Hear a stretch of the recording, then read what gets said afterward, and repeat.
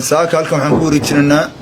xaabiistii lagu soo qabtay aan ku soo qabanay dagaalka anigoo wakiil ka ah jamhadda ACC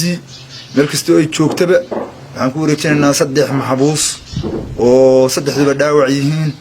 oo rag qaar dhaawacooda aragtaan oo ay maartay aad u culus yahay marka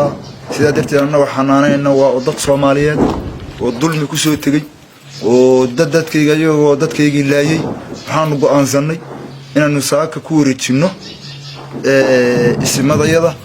ismadaas si alla si u galayaan waa xor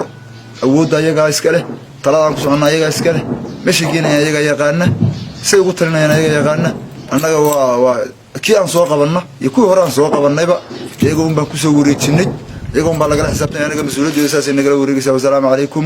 ma ogtahay macmiiliin bangiga Salaam Bank uu gaar leeyahay adigoo aan tagin xarumaha Salaam Bank inaad lacag dhigan kartid bangiga haddaba macmiil si aad akoonkaaga lacag u dhigatid falna raac tilmaamaha soo socda garaac xidig 886 xidig akoonkaaga bangiga Salaam